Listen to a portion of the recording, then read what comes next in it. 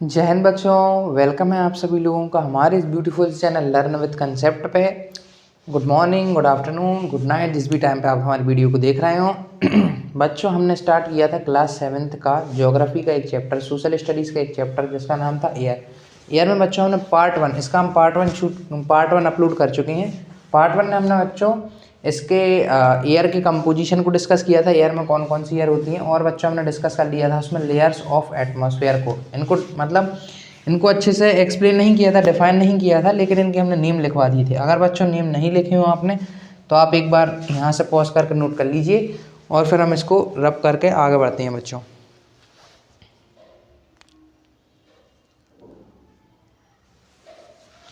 चलिए बच्चों, इसको रब कर देते हैं और एक एक करके लेयर्स को ऑफ एटमॉस्फेयर को डिस्कस करते हैं।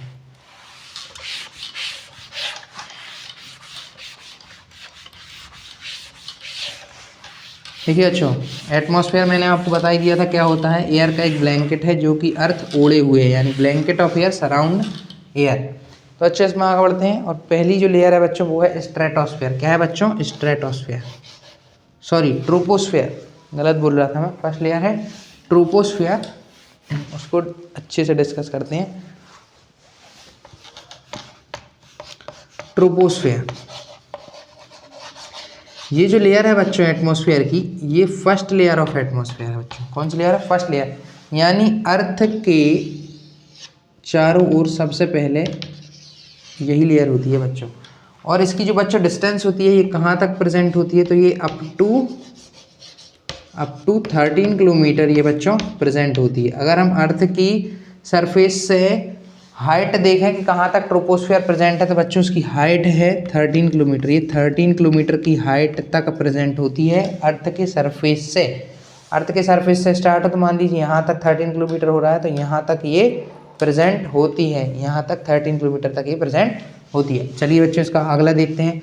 जितनी भी बच्चों इंपॉर्टेंट गैसेस है ना हमारी, oxygen, nitrogen and helium, argon, ये सब बच्चों यहीं पे प्रेजेंट होती हैं। और जितने भी वेदर के फेनोमेनन हो रहे होते हैं ना बच्चों, वेदर के फेनोमेनन आप समझते हैं, जैसे रेनफॉल होना, हेल स्टॉर्म होना, क्लाउड्स का प्रेजेंट होना, फॉग बनना, स्मॉग होना, तो ये सब चीज़ें बच्चों ट्रोपोस्फेयर में ही हो रही होती हैं। एक तो अच्छा हम ये देख लेते हैं most important gases, most important gases present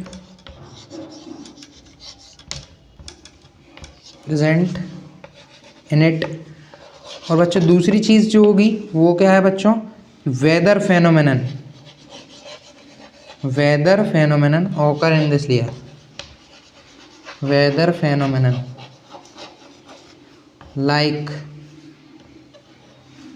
like बच्चों कौन कौन से? जैसे बारिश का होना, रेनफॉल है ना, बिजली जो कड़कती है, हेल स्टॉर्म होना, और बच्चों देखें तो फॉग बन जाना है ना बच्चों, जो कोहरा आ जाता है, स्मोक बन जाता है। तो ये सब चीज़ें बच्चों इसी लेयर में हो रही होती हैं और इसी लेयर में हमारी बारिश जो है वो, और इसी लेयर में बच्चों प्रेजेंस ऑफ क्लाउड होती है, प्रेजेंस ऑफ क्लाउड्स।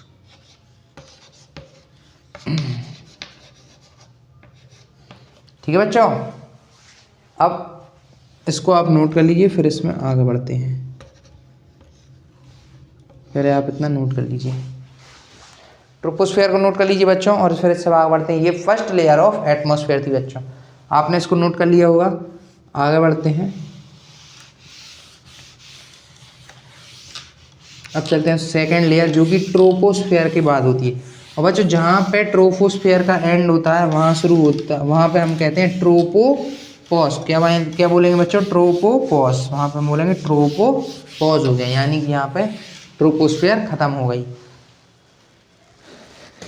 चलिए बच्चों अगली लेयर को डिस्कस करते हैं जिसका नाम है स्ट्रेटोस्फेयर। स्ट्रेटोस्फेयर, देखिए बच्चों स्ट्रेटोस्फेयर देखते हैं। स्ट्रेटोस्फेयर क्या है? सेकंड लेयर है stratosphere.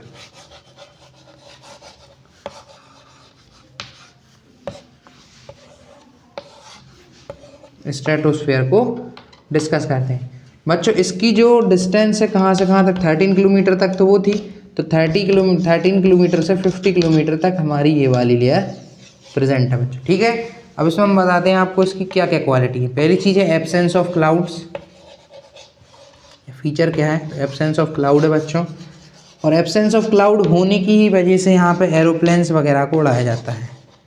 Aeroplanes flying, aeroplanes flying. और वहाँ यहाँ बच्चों कोई भी वेदर फेनोमेनन नहीं होता है, know whether phenomenon, know whether phenomenon.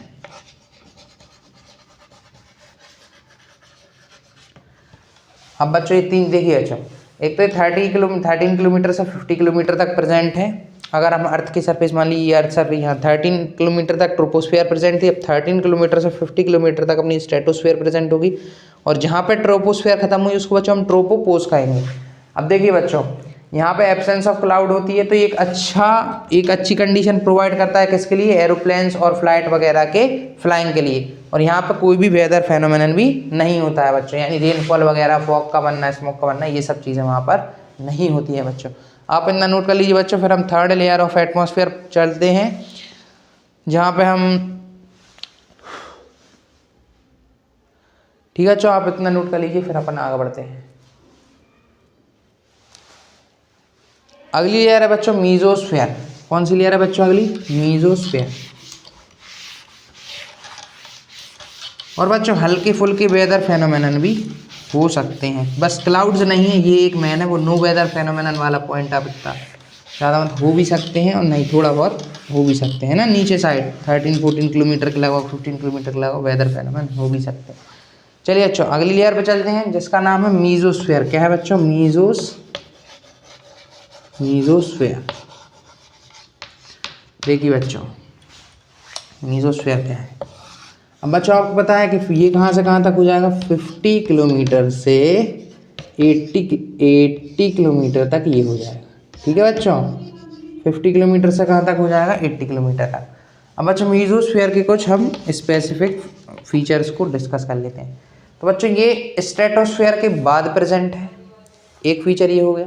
और बच्चों मीजोस्फेयर में क्या होता है बच्चों कि जब भी हमारे जो मिटियोराइट्स आ रहे होते हैं ऊपर से, मिटियोराइट्स जो कि स्पेस में प्रेजेंट होते हैं बच्चों, जब वो आ रहे होते हैं स्पेस से, मिटियोराइट्स जो कि बड़े बड़े से पत्थर टाइप स्ट्रक्चर होते हैं, वो जब आते हैं तो मिटियोराइट्स इसी लेयर में बर्न करने लगते हैं। तो मिटियोराइट्स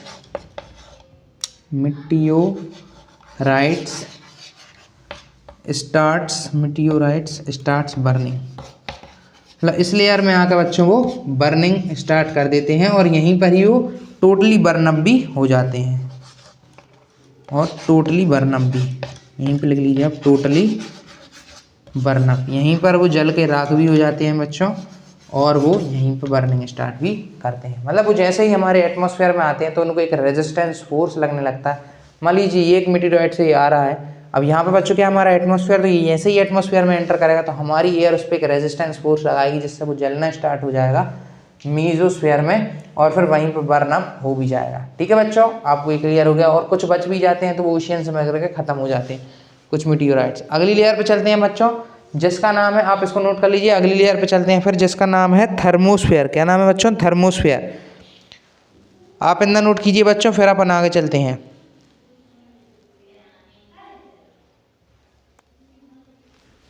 देखिए बच्चों अगली लेयर है जिसका नाम है मीजोस्फीयर। क्या नाम बच्चों? Mesosphere.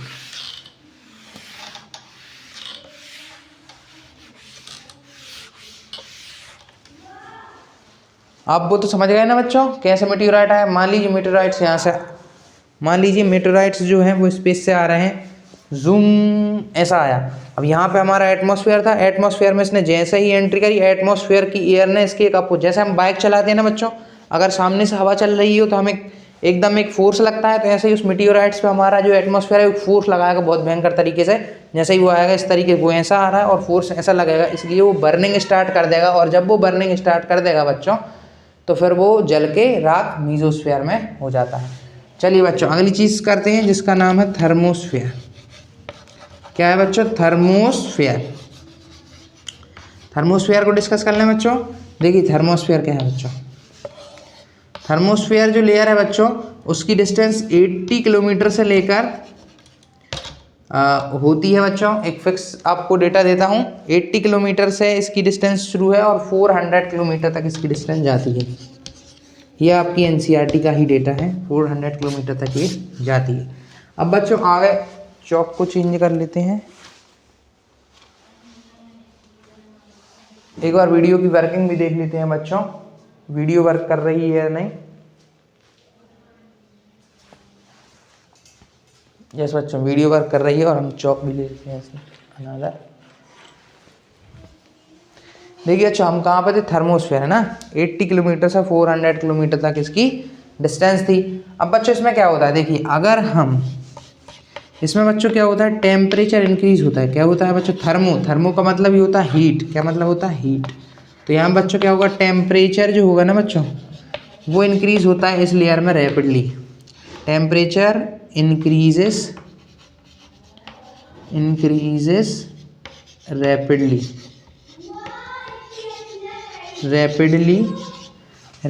Temperature increases rapidly moving upward. जैसे जैसे हम ऊपर जाएंगे इस लेयर में वैसे वैसे टेम्परेचर एकदम से इंक्रीज होगा, वैसे वैसे टेम्परेचर एकदम से इंक्रीज होगा बच्चों।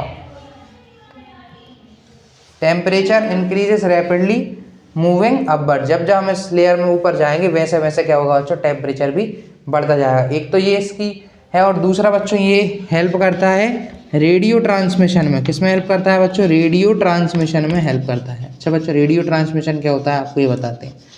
देखिए बच्चों, हमारी अर्थ से अगर हम किसी रेडियो वेव्स को रेडिएट करते हैं ना बच्चों, किसी भी रेडियो वेव को हम जब रेडिएट करते हैं अर्थ से, तो बच्चों क्या होता है, जब भी रेडियो वेव्स ट्रांसमिट होती हैं अर्थ से, तो ये जो लेयर है ना बच्चों थर्मोस्फेयर, जैसे ये लेयर है थर्मोस्फेयर, यहाँ से ये रेडियो वेव्स गई, ये गई रेडियो वेव्स, तो ये इसको बच्चों यहीं से रिफ्लेक्ट बैक कर देता है टू अर्थ। किसको, रेडियो वेव्स को, है ना बच्चों, रेडियो वेव्स को रिफ्लेक्ट बैक कर देता है, रिफ्लेक्ट बैक टू अर्थ।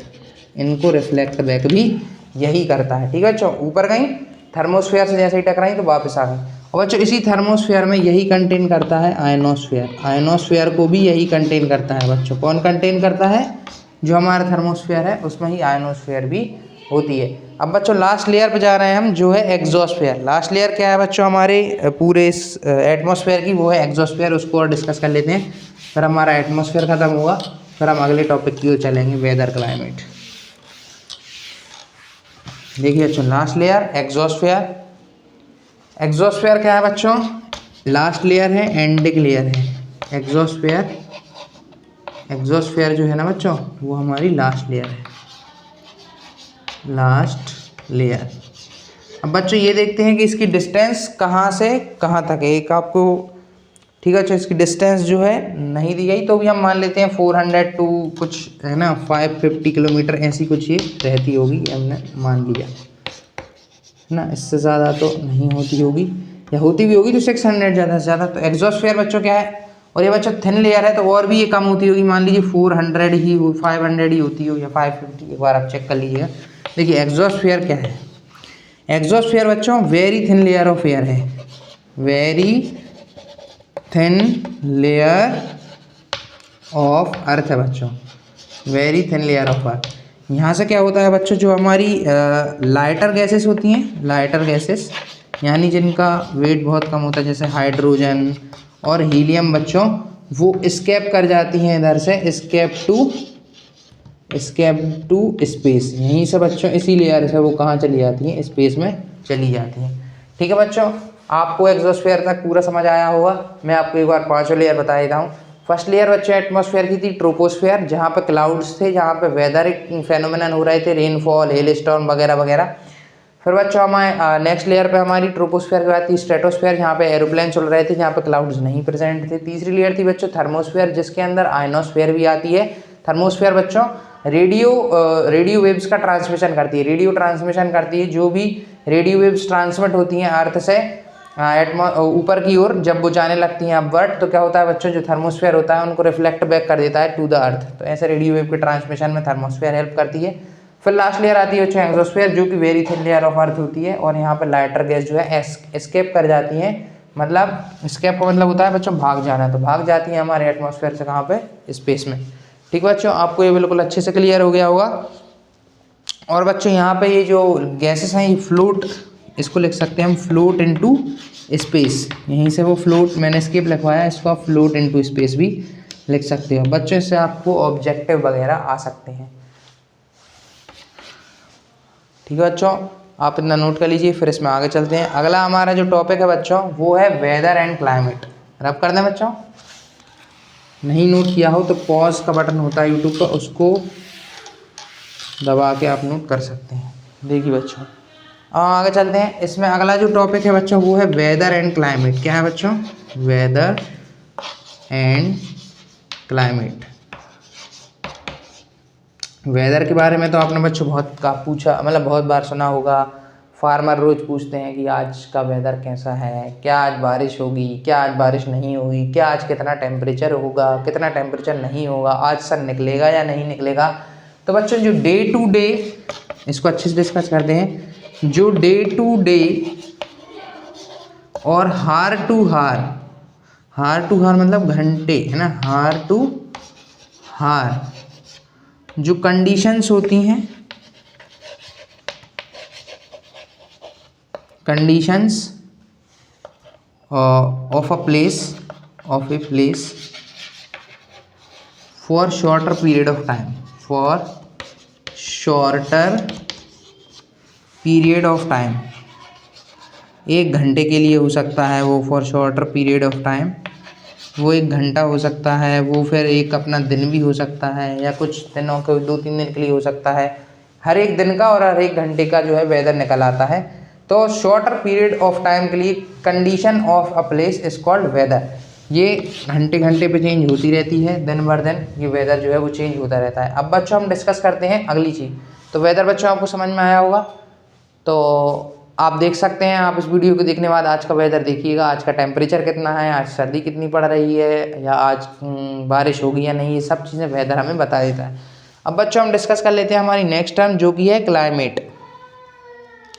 अब बच्चों देखते हैं क्लाइमेट क्या होता है।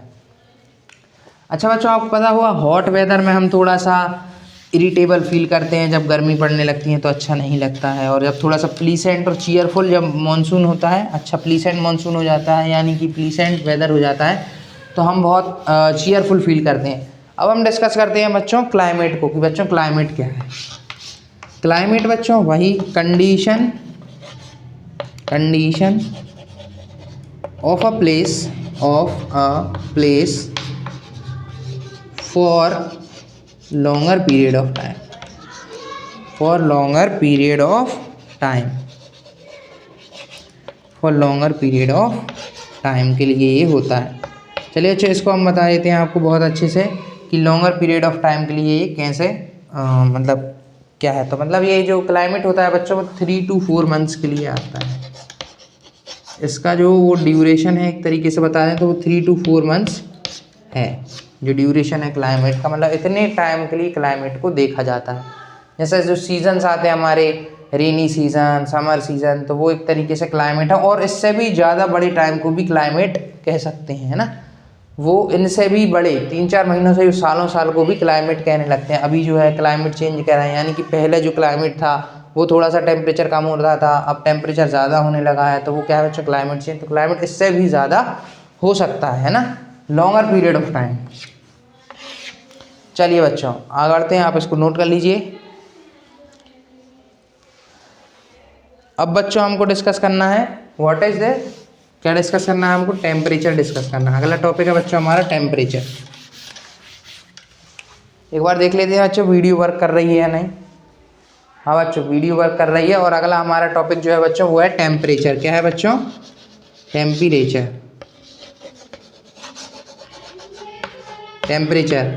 टेम्परेचर क्या है बच्चों, इसको हम ज़रा डिस्कस कर लेते हैं। तो degree of hotness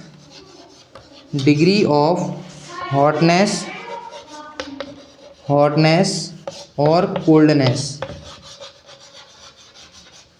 degree of hotness और कोल्डनेस, यही बच्चों होती है टेम्परेचर, टेम्परेचर क्या होता है बच्चों, डिग्री ऑफ हॉटनेस और कोल्डनेस ऑफ किस चीज़ का होगा, एयर का। अच्छा बच्चों, हम जो टेम्परेचर देख रहे होते हैं ना बच्चों, वो जो है वो हम एयर का ही टेम्परेचर देख रहे होते हैं। हमारे आसपास जो एयर प्रेजेंट है, जो एटमॉस्फेयर प्रेजेंट है, वो टेम्परेचर हमारे एटमॉस्फेयर और एयर का ही होता है। जो भी हम टेम्परेचर हमारे फ़ोन में निकल कर आता है या फिर थर्मामीटर से पता करते हैं, तो वो जो है वो हमारे एयर से ही और एटमॉस्फेयर से ही, वो एटमॉस्फेयर का ही टेम्परेचर होता है। अच्छा बच्चों, इसको जो है वो हम डिग्री, इसकी जो स्टैंडर्ड यूनिट है ना बच्चों, यहाँ पे लिखते हैं स्टैंडर्ड यूनिट, वो बच्चों है डिग्री सेल्सियस। स्टैंडर्ड यूनिट जो है बच्चों वो क्या है, डिग्री सेल्सियस है। क्या बच्चों, डिग्री सेल्सियस। और बच्चों इसको डिस्कवर किसने किया था, इसको इन्वेंट किसने, मतलब इसको इस टर्म को दिया किसने था, इस टर्म को, इसको इन्वेंट ना लिख के हम लिखते हैं फर्स्ट यूज बाय एंडर्स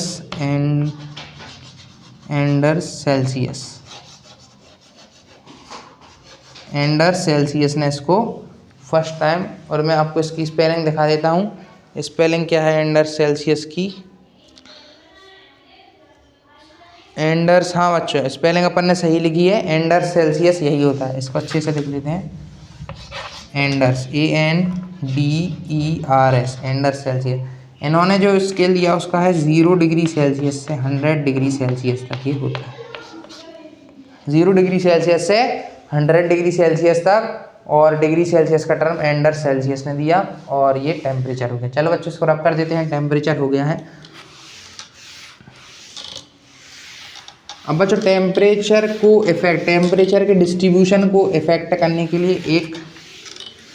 एक फैक्टर होता है जो टेम्परेचर के डिस्ट्रीब्यूशन को इफेक्ट करता है बच्चों, यानी फैक्टर लिख लेते हैं, फैक्टर अफेक्टिंग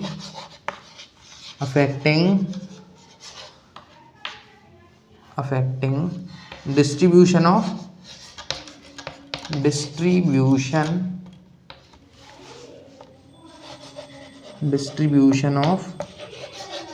टेम्परेचर। क्या है बच्चों वो, उसको देखते हैं। वो है बच्चों इंसुलेशन। क्या है बच्चों, इंसुलेशन। आप पहले इतना नोट कीजिए बच्चों, फिर मैं आपको इंसुलेशन की टर्म को बहुत ही अच्छे से समझाऊंगा, आप तो एकदम क्लियर हो जाएगी। इतना नोट कीजिए पहले आप कौन सा फैक्टर अफेक्ट करता है, फिर मैं बताता हूँ आपको इंसुलेशन क्या होता है। देखिए बच्चों इंसुलेशन क्या होता है बच्चों, इंसुलेशन जो है मतलब अमाउंट बदलेगी, सोलर इंसुलेशन बच्चों कुछ नहीं, सोलर रेडिएशन